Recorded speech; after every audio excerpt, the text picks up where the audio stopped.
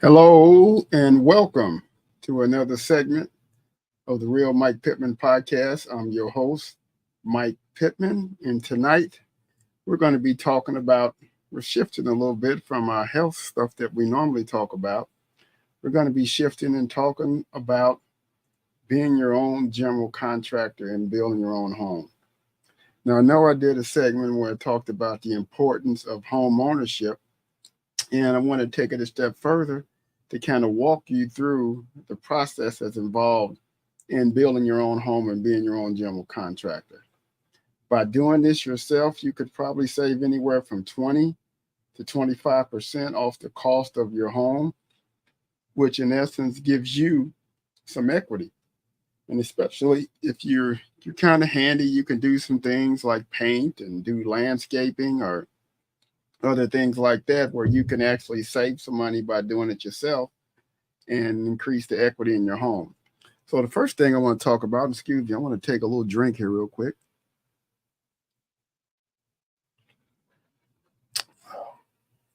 One of the first things that you need when you're building a house is what? Land. You need to have a lot or land and where you're going to build your house at.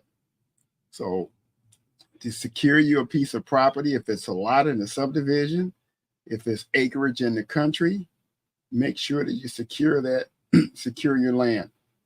And two, you want to make sure that your land is properly zoned so you can build houses on it. Depending on what city you're in or where you're at in the country, there are different laws. And some cities might not have zoning laws. If you build in the country, the amount of space that you have to have, the minimum lot size. So there are a number of different factors in whatever city you're in the United States. Your local building department will tell you that, because you will have to go and apply for a building permit. So once you have your land, what would you say would be the next step? You need to know what you're going to build. So you need to have a set of blueprints, a set of plans, a detailed set of plans that spells out exactly what you want your home to look like. From the interior, the number of bedrooms, the number of bathrooms, to the exterior finishes that you want on your house. If you're living in certain parts of the country where you have basements, if you're going to put a basement in your house, or depending on if you're maybe in a state like Texas where there's pier and pad or slab, or possibly crawl space. So all these things go into building the house. So now that you have your blueprints and you have some land to build your house on, you probably need to make sure that you're able to get finance. And unless you have deep pockets and you can finance a home yourself, more than likely you will probably want to get a loan from the bank. Now, one of the things that can be tricky if you're doing this for the first time, one of the things the bank will want to know, or your lender, what experience do you have in building a house? Because when you build a house, normally what happens is that the bank will set up a construction loan. And this construction loan is normally set up through your local title company, or the bank might do it themselves, where you make draws every month. And what I mean by draw is you're able to turn in bills to the bank, to the lender, to the title company, and they will cut you checks based on the bills that you submit. Now, when you do this, you want to make sure, one, that wherever you're building the house at, you want to make sure that the home that you build, you're not overbuilding for the area. So in other words, you don't want to build a $400,000 home in an area where there are $200,000 homes, because one, you have the most expensive house in the area. And then two, one of the things that the bank will do from their due diligence, your lender standpoint, is that when you have a set of your blueprints and you have an area where you want to build your home at, you need to take those blueprints to the bank. And the bank will have a real estate appraiser that will appraise your home as if it's completed. So in other words, it's a pre-value determination as to what your home will be worth once it's built according to the blueprints that you have. So when that happens, you need to make sure that one is that you're in a position to whereby when your home is built, that you have the value that you want on the home.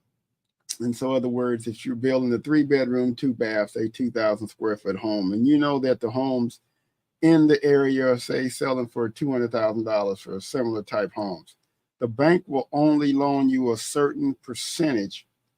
Normally, it's about 80% of the value of the cost. Of the value of that home. So if it's a $200,000 house, the bank will probably loan you about $160,000 to build that house.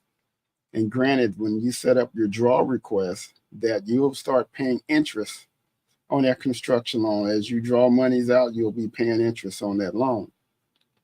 So the key is to be able to build that home for less than $160,000, because then you walk in with automatic equity. So how do you do something like that? How do you walk in with automatic equity? What is one of the first steps? Well, when I talked about having your blueprints, having your financing set up, having the land to where you want to build your home at, and you have all those things in place, then you want to go to your local building department and apply for a building permit. Now, depending on where you're at in the country, you can apply for the building permit, and in some cities, you can actually do the work yourself. So what I mean by that is this. Normally, if you're not building a house, you'll have a contractor that'll be building the house that you will eventually own. That contractor will have to make sure that all the subcontractors that will be performing work on that home are actually licensed in that skill. And what I mean by licensed, they have a company that's licensed to do business as an HVAC contractor, as an electrical contractor, as a plumbing contractor. So don't get it mixed up when somebody that can be a plumber, but they don't have a license to be able to go pull a blue permit. Now, this is where you can make some hay at, because in those areas where you're able to pull your own building permit and your sub permits, so it's like your HVAC, your electrical, your plumbing.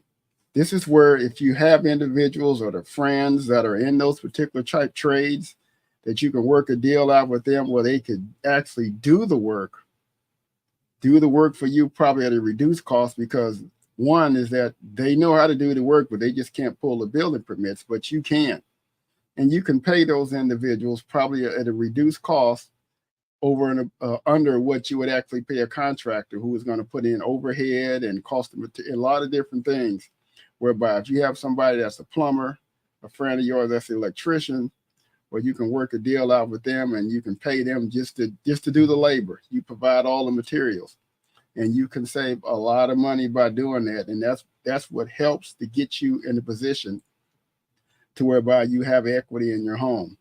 So once you apply for your building permit, you'll wait for the city, wherever you're at, they will issue you a building permit, which basically says that you can build the particular type of house that you turn in plans for on the particular piece of land that you want to build this house on. So now you're ready to go. So what do you do from there? Well, you have to line up people that are going to do the work. And above all that, you need to line up your material costs as to what your material is going to cost. So when you get a set of blueprints, you need to make several copies of those blueprints. And you'll need those, for one, to take to your local lumber yards to do what's called a takeoff. And what a takeoff is that they'll take your blueprints and they'll give you a cost on the total package for that house. Just about everything that you'll need for the house.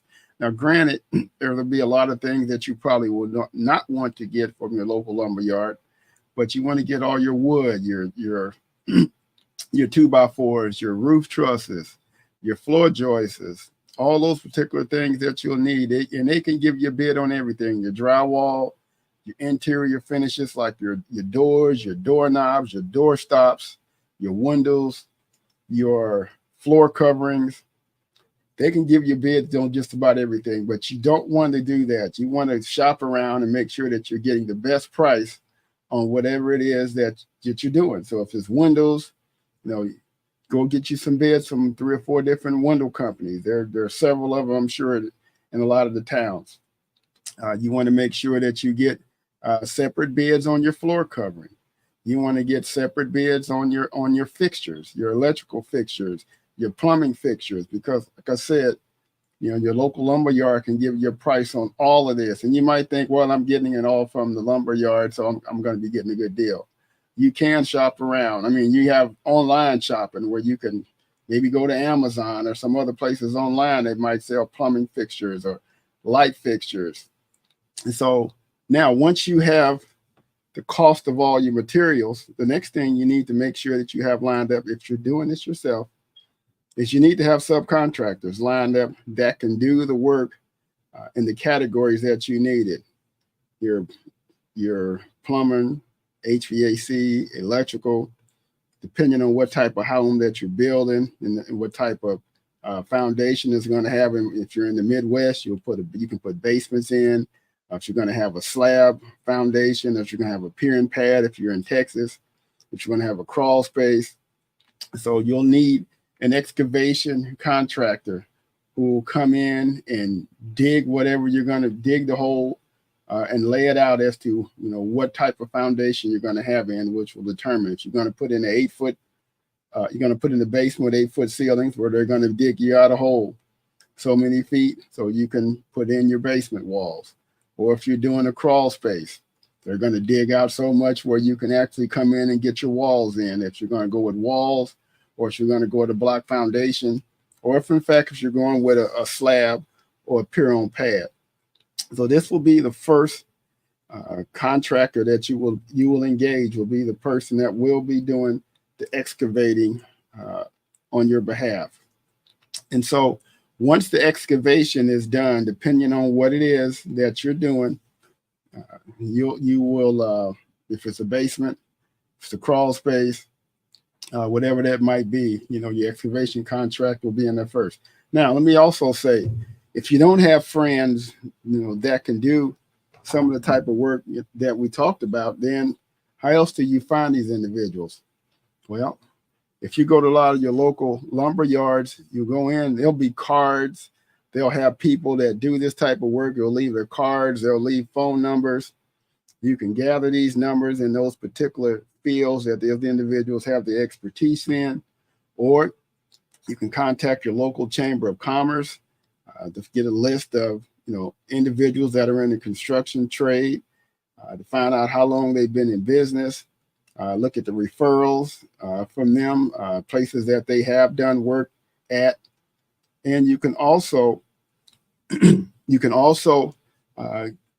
go online and find individuals. Do a Google search. Who in your area does plumbing. You can always get recommendations. You can always get reviews, because we live in a different age now where you can actually find out a lot of information about a contractor that you might want to use.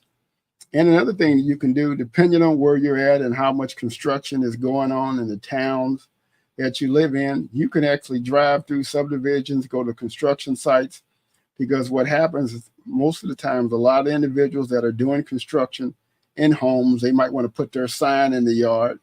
You say plumbing done by, HVAC done by, and you can drive by, you can talk to those individuals, get their information, let them know that, I'm in the process of building a home, and, I'd like to get a bid. I'd like to get a bid from you to do my HVAC work or to do my electrical work.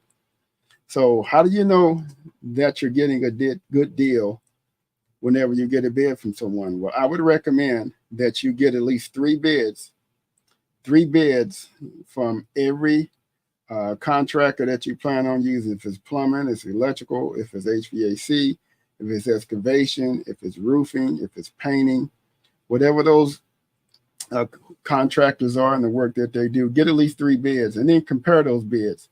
If you have one bid that's really, really high and one bid that's really, really, really low, you need to ask questions, because you can do the comparison there. Here's somebody doing the same amount of work for $10,000, $12,000 less than somebody else is giving me a bid for.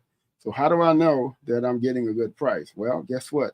We have this thing called the internet, where you can actually go online. You can Google things and say, what is the average cost of plumbing to do a new house? A lot of times it's broken down in square footage. And what I mean by that is this: if you have a home that you're building, say if it's a 1,200 square foot home, and you have a garage that's 20 by 20, that's another 400 square feet. So you're actually building a 1,600 square foot home. And you hear people talk about the cost per square foot. Well, if I'm building a 1,600 square foot home and I get a price from electrical contractor and that bid is $12,000, well, you know what? I'll take that total square footage of the home and I'll take the actual price that they gave me, and they'll do a division to come up with the square foot cost just for the electrical, or if it's the plumbing. Or when everything is all done, you look at your labor, you look at all your costs, and then you take that and divide it by the square footage of the house to give you a per square foot cost.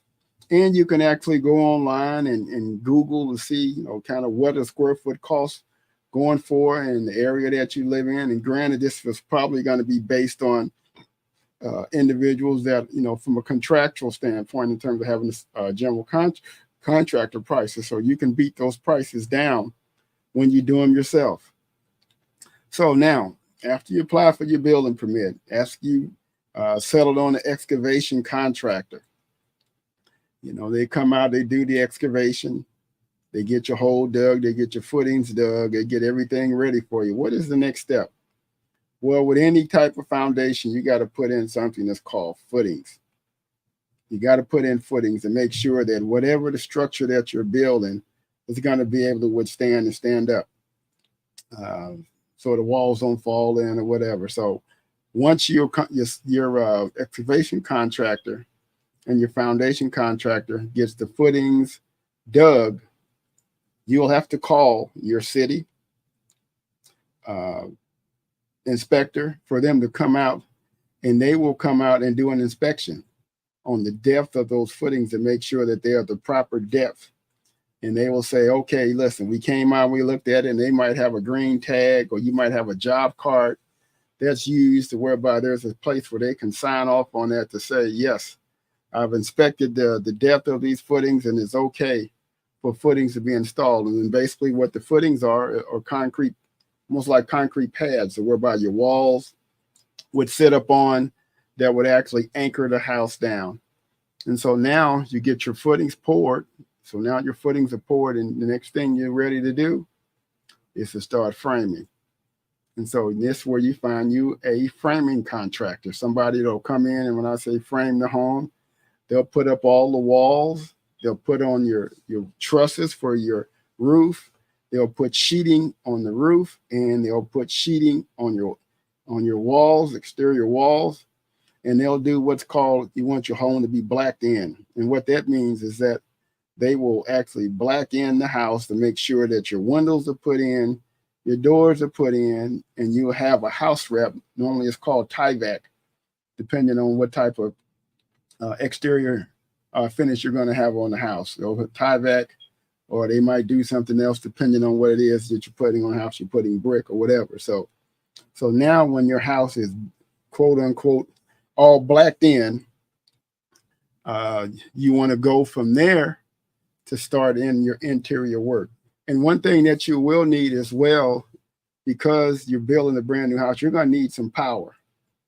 So you'll have your electrician, they'll set what's called a temporary power pole. And what this pole will do, well, it will supply electricity to the home that's being built until you're able to get your permanent electrical supply in. So you'll make sure that you will have a power pole there for electrical purposes. And another thing that you'll want to do, normally once your framing is all done, you want to get your excavator to come in and they'll backfill. And what I mean by that, if they dig your big old hole for a basement and they got the foundation in now, they got the deck on it, they got it all framed in, but you're going to have in between where the house is at and the wall and the the walls, depending on what type of foundation you put in, you need to come in and push dirt back in there to bring that thing back up to grade. So now, it's more safer to walk across a home that you're not walking across planks and you got a big old basement or a crawl space that you have the possibility of falling in. And so when they do that, everything is backfilled. So you're kind of ready to go to the next step, which can be a couple different things. One, you want to get your subcontractors in at that point, and you want to get your roofing contractor in, depending on what type of price your framer gives you, because maybe a framer might also have a roofing license whereby they'll actually come in and do your roofing for you as well. And you'll want to pick out the color of the shingles that you're going to use. So you want to kind of, as they say, it's with the Eddie Murphy movie, you got to coordinate. So you want to make sure you coordinate your colors with your exterior finishes. If you're going with brick, if you're going with drive it, you're going with a block wall foundation, if you're going to paint the exterior of your home, if you're going with siding, but you want to make sure that everything matches. So you don't want to have, green siding and a blue roof. You just want to make sure you do, like I say, coordinate. So once everything coordinates from that standpoint, you got your exterior colors picked out and you know what the color your roof is going to be. So you want to get that thing, what's called watertight. And now you get your roof on there and you've already got it framed. They put a material around the house, like I say, it's called Tyvek or something, whatever else that type of finish that you might have from the exterior standpoint, which might call for something different. So now you want to start some of the subcontracting work. Well, depending on where you're at and what type of sewer system you're going to have, if you have a septic system, or if you have you're tying into the city's sewer system, you want to probably, it's a good time to get your sewer system in, whatever that looks like. They get it in, they'll dig it in. The sewer system has to be so many feet in the ground from a depth standpoint, so it doesn't freeze up in the wintertime as you're in a colder climate. Same way for your water line.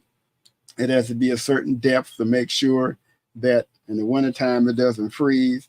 And depending on where you're at in the subdivision area you're building in, where your electrical comes in at, if you're going to have an overhead electrical or if it's going to be buried underground. So all these are things that could be done underground, as well as you're going to have a gas line in.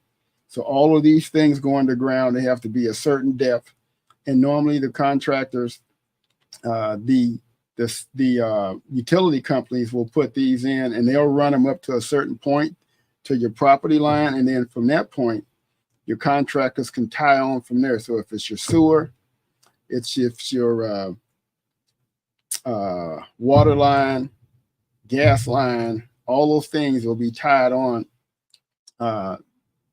to the actual main lines themselves. So now you have your underground work done, if you will, your utilities, and you have your sewer system in. So now you want to get your subcontractors to start on the interior work. And so you can have your plumber get started first, and depending on the number of spots, where I would call wet spots, if you got 2.5 bathrooms, you got a kitchen area, what they'll do, they'll come in and do what's called a rough in.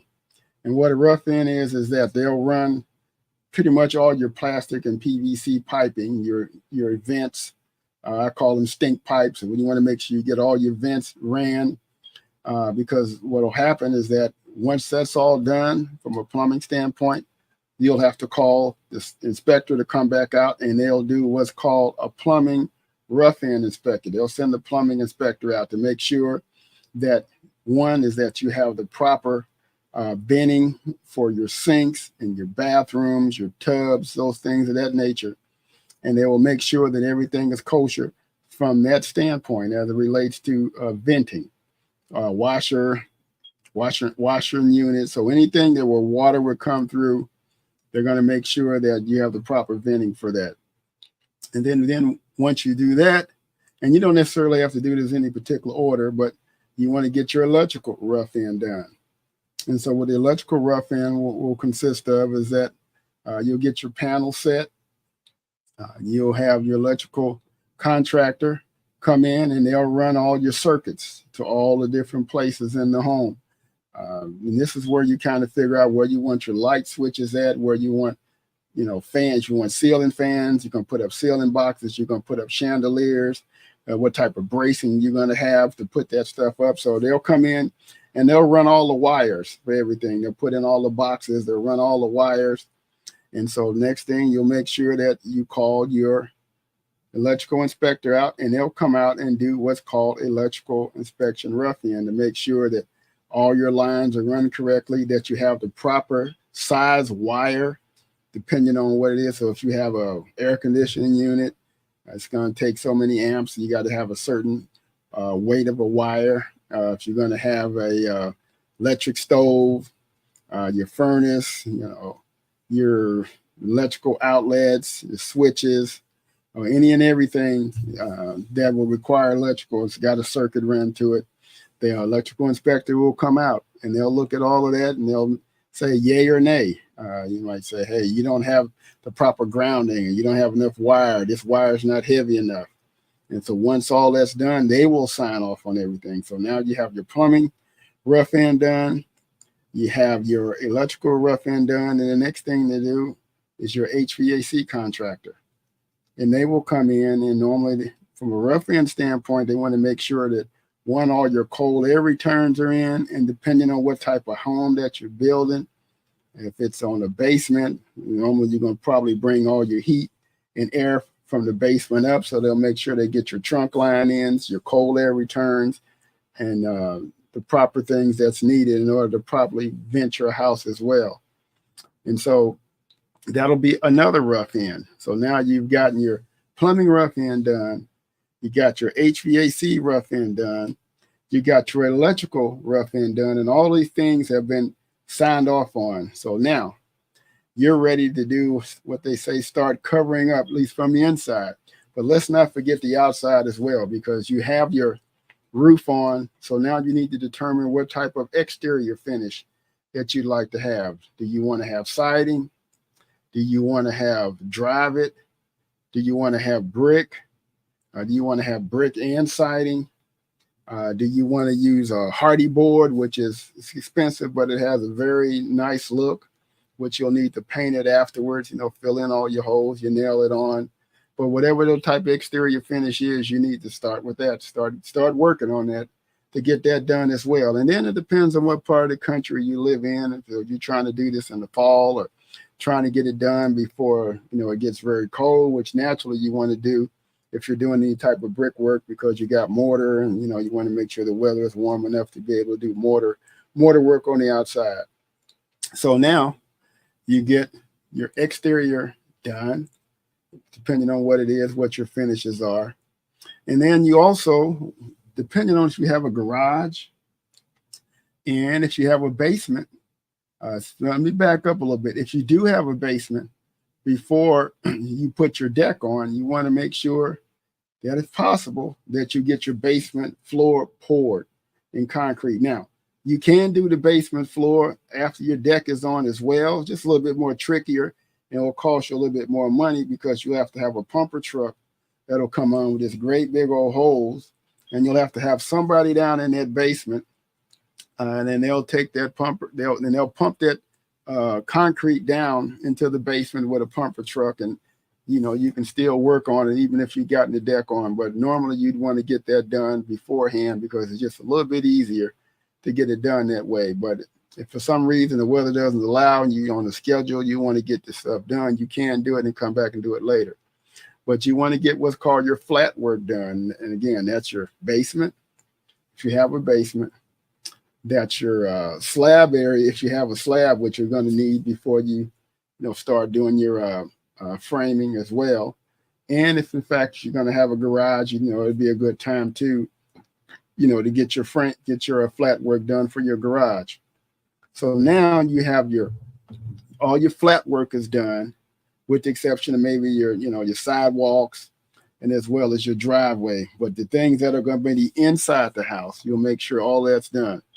So now you have your electrical done, you have your plumbing done, You have your HVAC rough end done. You have all your flat work done. So what's the next step from there? Well, you want to start covering up things. And unless you have some other thing like a fireplace that you want to put in, which normally your HVAC contractor, or you might have a fireplace contractor, that'll do that as well. And depending on if they want to do any brickwork, but normally what you'd want to do is to make sure that you have all your drywall done. And so your drywall, you want to make sure that it's completed. And left out one other thing. You want to make sure that you get all your walls insulated. So you want to put in a certain R value that's determined if you're doing your walls will have to have a certain R value. Your attic, you want to make sure you have at least an R30 on the R value. And you can either blow that in with a big old hose that you can rent from Menards, any of these local stores, and you blow it in. And once it's at a certain height, will give you your R value for your attic space. Your walls, they have a couple things that you can do on the walls. You know, they have foam insulation that you can spray in, which is very good. It gives you a real good R value. Or you can put in what's called bats. And what bats are is insulation that's rolled up, and you stick it between the cavities of the wall, depending on if they're on 16 centers or 2-foot centers, more probably 16 centers on your walls, and you get all your insulation in. And then that will also have to be inspected too. So now you have your insulation inspection, you have your plumbing rough end inspection, you have the HVAC rough end inspection, you have the electrical inspection, and you also have your framing inspection. So now once all of this is all done, then you can start hanging drywall. And a good drywalling contractor, and this is something I would say, unless you're really good at it, you don't want to tackle this, because a good drywall contractor, they can come in because they do this every day. They're quick and they can get a job done so much quicker than you. And it'll probably be much more professional looking as well, because they're experts at this. And then depending on what type of finishes that you want on your ceiling, you know, they have a thing where you can stomp your ceiling where you get like the crow's feet look. You can have a smooth ceiling. Popcorn ceilings are playing out now. And then in parts of the Southwest, you know, they have a kind of a swirl that they'll put on some of the ceilings. But right now seems to be the flat ceilings in terms of nothing on, or if you got stomp ceilings, that's another thing too, which is pretty popular, just depending on what part of the country that you're in. And so now once you have all your drywall hung, and then they'll come back and then they'll tape it, then they'll mud it, then they'll sand it, and then now it's finished it. Now it's ready for paint. But before you start painting, you want to come in there with some shop vacs or whatever, and you want to clean all those floors down really good.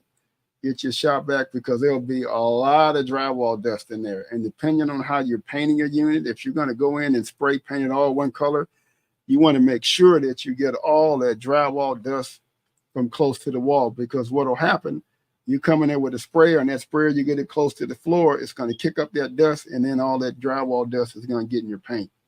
So you want to make sure that you come in, get your shop vac, go room to room, get everything, all the dust out of there, because if not, it can get impregnated until your painting finished.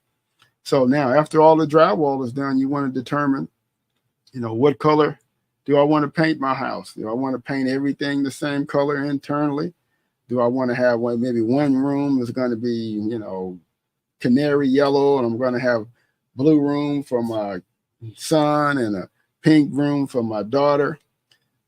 It's going to take you a little bit more time, because now you have to do all of that by hand, and you have to cut in your ceiling. So it's going to take a little bit more time to do that, because it's more of a hand job as opposed to going in and you can just spray everything the same color. So that's something to be mindful of. In painting is something you can probably do yourself, to whereby you can save a considerable amount of money. I would recommend it if in fact, if you got a pretty steady hand, if you want to do it that way, or if you just want to rent a paint sprayer and spray it all yourself, you can do that as well. But or if you're going to put up any particular type of wallpaper, wallpaper is something you can probably do yourself as well. There's a lot of tutorials on YouTube where you can gather this information and be able to learn how to do it yourself. Because again, we live in a different age now. Pretty much anything that you want to do, you can go to YouTube and figure out how to do it. Even doing all the electrical in your house, you can probably do it yourself. You know, if you're pretty handy with, measuring and cutting, these are some things that you can do yourself if you can pull your own permits. Now, you have your home painted, the colors that you want on the inside. What is the next step? Well, your wet areas, in terms of your floor and your bathrooms and your kitchen areas, you want to make sure you get those down. So if you're using ceramic, you're using marble on the floors, you're using vinyl, or if you're using a pergo floor, you want to get those floors in those wet areas now, because what happens is that when the plumber comes to do his trim out, that means that he's going to be setting toilet stools, vanities are going to be set, and you want to set that on top of your flooring, as opposed to setting it first and then trying to butt up against it. Always run everything wall to wall. So if you ever change anything 10 years later and you can't find that same particular tile or whatever, everything is wall to wall. So all you have to do is come in and put in, different vanities, whatever it is that you want to do. So now you have pretty much your plumbing, some of your plumbing work done, because you haven't set your kitchen cabinets yet, but at least you can, your tub, in your bathroom areas, you can start on that. And then when you trim out, what I mean by that is that you'll have a trim out contractor. They'll come in, they'll put all your baseboard down, your trim, hang all your doors, hang your closets. Depending on what you go with for your closets, you're going to go with what type of shelving, or you can have a specialized company to come out and do that for you, which normally you can find those people pretty easy. And get all your door stops, your doorknobs, trim around your windows, casing, base, as you call it. And now your trim out is all done. All your cabinets are set all throughout the household. Your doors are set, interior doors, your doorknobs, all that stuff is set, and you're pretty much ready to go now. So, and then you have all your flooring done, at least for your wet areas. So now, what's the next step from there? Well, you want to make sure you get your electrical trim out done. And what that is, you're going to come in, they're going to put in all your electrical outlets, all your switches, going to hang all your light fixtures, going to hook up your exhaust fan to your stoves. You got an electric stove, and they're going to run the power for that. If you got appliances in there already, at least to make sure that you can plug it in.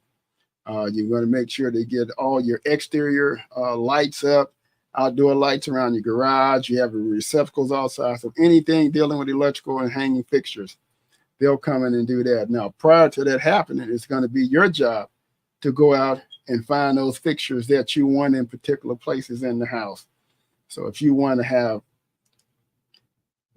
particular type of ceiling fan in the living room area, and you want a chandelier in a family room, you're going to have all of this stuff and go out and get it. And you want to make sure that you have it there whenever that particular subcontractor comes out to do the work. They'll supply the switches, they'll supply the receptacles, but anything else from a fixture standpoint, you need to make sure you get those items picked out, in advance. And so when they're ready to go, you get them there to the site and they can start putting that stuff in. So one other thing that I failed to mention that you're going to need on site, you're going to need a dumpster, because you're going to have an awful lot of trash that's going to be needed, that's going to be had. And you might need the dumpster twice. And normally you can get like a 20-yard dumpster, and it'll have a lot of your old framing material stuff in there, from framing, boxes, from whatever it is that's trash. All that stuff will go in that dumpster. You'll have quite a bit of trash. Let me tell you, you'll have quite a bit. Just from when they get done hanging drywall, you will have a lot of trash, and that's something you can do yourself. You can go in, because most of the time the drywall contractors, they'll stack the stuff up maybe in each room, but it'll be up to you, or you hire somebody to go in and take all those drywall scrap pieces and throw them in the dumpster. So now, what do we have so far? You have your electrical rough end is done. Okay, all done. with the exception of a couple things, because now you hadn't put your furnace in, you hadn't put your air conditioner in yet. So you want to make sure that you get all your electrical, your HVAC components in, your furnace, your air conditioner, your hot water heater. Normally it would be something that the plumber will set. And if it's electric, it'll be a dual thing. They'll run the plumbing part and the electrician will hook up the power to it. So now you have all your HVAC work done. Maybe with the exception of your floor vents, because you don't have your floor coverings in, and maybe your bedrooms, or if you're going to put in carpet, but you can still put them in. And the contractor that would do your flooring, they can just cut them out and just put the vents back on top or whatever. So now your HVAC trim out is done. Your electrical trim out is done. So now you're going to have to get your kitchen done. And so prior to anything else happening, you want to make sure that you get all your plumbing fixtures picked out as well. What type of countertop will you be installing? What type of sink will you be installing? Are you going to have a dishwasher as well, which is a plumbing thing as well? So when you have all those items, your countertops are set, and the plumber can actually come in. He can put the sink in the kitchen. They can put in all your faucets, your garbage disposal, any and everything plumbing related. They can get all that done. All your bathrooms will be done at this point. Your shower heads, which you'll have to pick out yourself. The colors of your toilet stools, the faucets for your sinks. All these items you'll have to get picked out yourself. And you get all those things there, and the plumber can finish his trim out. And then you'll have some other miscellaneous things, like in your bathrooms, what type of towel holders you're going to have. Or if you're going to have mirrors in your bedroom, there are contractors that can come in and give you a price on that, which is pretty reasonable. And they can actually hang all that stuff for you as well. So now you're getting down to the end, at least from an interior standpoint, because now you got your plumbing done, HVAC done, electrical done. Pretty much the trim out in your house is done in terms of all your base, and you're putting up crown molding and setting all the cabinets. All that stuff is done. So what's next from there? Well, you probably want to put up something called a garage door if you got a garage. And normally within the time frame that you're doing, some of the trim out or whatever, you can get a garage door installer that will come in and put that door up, have it up for you in a couple of days. In a couple of hours possibly. And put up your garage door opener, and then there's power already ran. They'll just plug it in. Now your garage door opens. And so now you shift to what needs to be done to finish up your outside. Well, you will probably have already gotten your exterior work done. If it's a brick, or like say drive it, siding, hardy board, whatever that might be, that's all done. And you want to also get your guttering, or you can wait a little while as well on your guttering, because now you'll need to make sure that you get your driveway poured, which is more flat work, but it's kind of one of the last things that you want to do. You get your driveway poured, your sidewalk poured, depending on what type of entrance you have coming up to your house. If you have, you've got poured concrete steps, or if you're going to build a set of steps, you want to get that done. And also what type of backyard you're going to have, because normally you will have a backyard, and the back door to come out of that backyard. So if you want to put a slab back there for a patio, or if you want to build a deck, but you want to finish up all your flat work at this time. If it's a patio, a pad for, you walk out your garage door, a sidewalk, get all your flat work done at that point. Now, what happens next from that standpoint? Well, you probably want to get your grade done on your house. And what that means by that is that you want to grade everything out. So one, you got everything running away from your house. From a water standpoint. So you don't want to grade where the grade is going into your house, and when you get water, it's going to go into your foundation. You want to grade it so it goes away from your house. And a good landscaping contractor, they can come in and they can get all that done for you. And then depending on if you're putting in plants or grass, or if you're putting in a sprinkler system, that's something your landscape contractor can do for you as well. So now you're to the point that you're just about finished with this house. So you'll go through, you have your little punch list item. You go through and say, oh, this needs a little touch-up painting here. this receptacle cover is crooked. I need to make sure that the toilets are flushing properly, that the thermostat is where I want it to be. I got the proper shelving up in all my closets. The doors are opening and closing properly. I got door stops behind my door. The doorbell is working properly. And if you got any type of security systems you want to put in, now would be the time to do that as well. So now, once all this is done, you'll want to call your city inspectors again and have them to come out, and they'll do what's called a final. They'll do a final on the HVAC. They'll do a final on the electrical. They'll do a final on the plumbing, do a final on the building. Everything will be finalized out.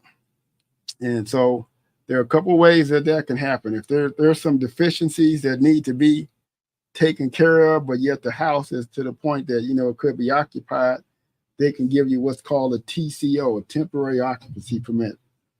And that will allow you to occupy the house. But at the same token, you'll still have some punch list items that you'll need to get completed. And then once that's done, they can come back out and do a re-inspection, and then they can give you a permanent occupancy. And that a lot of this will be on the job card, or they'll put different stickers, green stickers. Normally when stuff passes, red stickers when stuff doesn't pass. And so now everything is all completed. You might have some other miscellaneous items that you want to do, what type of mailbox that you want to put up, or things of that nature. And so guess what? Now you have a house that's completed. Your landscaping is done. The interior finishes are done.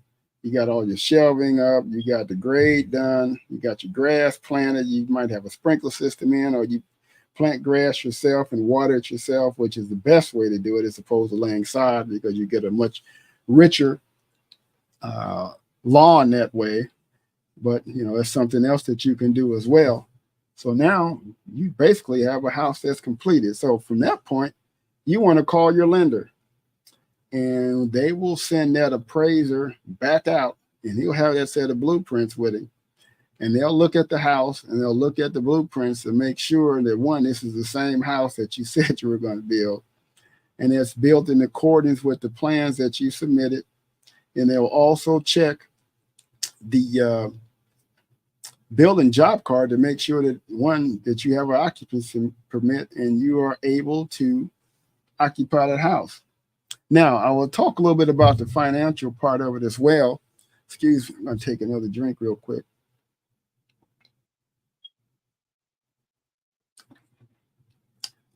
Because when you set up your construction loan at the bank, normally they'll let you make maybe 6 draws. You'll get like a 6-month construction loan, and all you'll do is pay interest on that loan until the house is completed, and then they'll turn it into permanent financing. How long does it take to build a house? Well, it depends on the size of the house and how much custom work that you want to get done. Normally, you can get it done in about 6 months, but if you're building a big old mega house and you got a big old tall ceilings, all a bunch of brickwork, you're putting in a swimming pool, you got all these bells and whistles, well, it could take you 9 months. It could take you a year. Again, depending on how tall your money is and how big the house is. But at the end of the day, you will have saved a considerable amount of money, especially if you know friends and you have people that are in the trades that can do some of this work for you at a reduced price. What I mean by that is this. You get an electrical contractor and he charges you $16,000 to do the electrical in your house. Well, that's labor, that's materials, that's overhead, and that's paying workers to do all these particular type things. Now, this can also be a learning opportunity for you as well. If in fact, if you have people that are in the trades that are willing to come in and do work for you, I say on the side. Now, they might take a little long because they might have to come in and do it when they get off from work or do stuff on the weekends. But guess what? You need to be right there with them and learning how to do some of this stuff when you're doing electrical. When my wife and I built our built a house some years ago, and I had a good friend of mine. His name was Art. And he came in and we worked on that house when he got off from work. He's an electrician. But we worked on that house in the evenings, running all the wire, the electrical. I learned how to put in switches. I learned how to put in receptacles to hang ceiling fans. And actually, I got pretty good at it, but I learned learned from him doing that. I watched how the plumber did stuff. So, and I got my plumbing done pretty reasonable because I knew a guy that was a plumber that did some plumbing work. So we got into our house with a whole lot of equity, and you can do the same. Just don't be intimidated because you got YouTube. Now, if you feel like, I just don't know if I can do this myself. Well, you know what? You can find somebody that's pretty skilled in that and just say, hey, I just want to pay you to look over stuff just to make sure that, when the rough ends are done, would you come look at it? You listen and, you pay them what they ask. Because at the end of the day, you're still going to be saving money because that person's not going to be doing any work. They're going to be a consultant for you. And all they're going to be doing is making sure that stuff is done the right way. Because if you don't know, somebody could pull the wool over your eyes or whatever. So once that's done, you might have a $300,000 house that you might only have $210,000 in it, $220,000. But guess what? You got $80,000 worth of equity in that house. $80,000 worth of equity. And now you start paying that house off. And then depending on where it's at, it's going to appreciate. So now you already started with $80,000 as opposed to starting with, $280,000 on a $300,000 house. You got plenty of equity in that house. And depending on your lender, you could have possibly got into that house with not one nickel down. Again, depending on the lender. It used to be that you could do that. So they might make you put down 20% irregardless of whatever the appraise is at. But at the end of the day, you got a lot of equity in that house. And you can actually, leverage that equity to do something else with. Or if you say, hey, I think I want to sell this house after a year and I want to do this again. I had a friend of mine did it. He did that 3 times. And the 3rd time he had enough money to pay his house off. It was a lot of work. He was younger when he did it. But the 3rd home, he had made enough on the other 2 homes doing it himself that he was able to pay that house off and he had a home that was paid for. So it's a lot of work, but it's something you can do. And especially now in this market, it's hard to find homes that are for sale. And if you can do this yourself, material costs were up pretty high, but it's come down some now. The interest rate, you're going to pay the same interest rate if you build a new house or if you buy a house. So you might as well go for the equity if you can. And if you can find a lot somewhere. So it's going to be different for different places and different cities or whatever. But at the end of the day, you will have saved a considerable amount of money. And I know I might have missed a few things here, but I know I just kind of ran through this pretty quick. But, you put your numbers together and you see exactly what it's going to take for you to build that house. And then you put a little bit of contingency on top of that. No matter you get all your numbers together, throw 10% on top of that because you could have possibly missed something. And you want to make sure that you have enough money and you can get that done. And you get good numbers. Next thing you know, guess what? Now you think, you know what? I'm a home builder now. So you just started a new career doing something that you didn't know anything about. And that's kind of how I did it the same way. I didn't know anything about construction at all. And I just kind of jumped in there and learned a lot of what I'm telling you guys here today. I built a whole lot of houses. I remodeled a whole lot of houses. And I didn't even own a hammer when I first started this stuff. So I didn't know anything. So if I can do, and this is pre-YouTube. So now you can do it all. And you can start yourself on a career or start yourself on a plan where you're going to do this 3 times and you make enough on the first 2 homes, or if you got to do it 4 times, or the 3rd or 4th time, you've actually paid for your house. So now you're in the position to start building wealth because you have a home that's paid for, which gives you a lot of leverage and equity to do other things with and to start other businesses with and do things of that nature. So just wanted to share this knowledge with you. I don't claim to be a Bob Vila, but I do know a little bit about building homes, and I hope that this information that I've shared with you all could be useful to you all that are out there that want to get into just building a house for yourself and your family, and you want to be able to get it done at a fair price. If nothing else, even if you have a contractor build it for you, you can still do a lot of this lead work and then know, number one, if you are getting a fair price in terms of what they're marking this stuff up as. Now, one thing you have to realize too, when you're talking about doing this stuff and you have to go get other contractors, they might not be as reluctant to give you a good price because it's kind of one and off or one and done. But you think everybody knows somebody. And if you're able to say, hey, man, I'll get you 10 referrals. I got a friend, they need a new furnace, or these people want to remodel their kitchen. Now, you've just gotten that contract and maybe 5 or 6 jobs that they'll make a decent amount of money on. And say, well, you know what, I'm gonna knock something off of this because you got me some other work. So relationships are very important, no matter what it is that you're doing, but it's very important in the construction industry.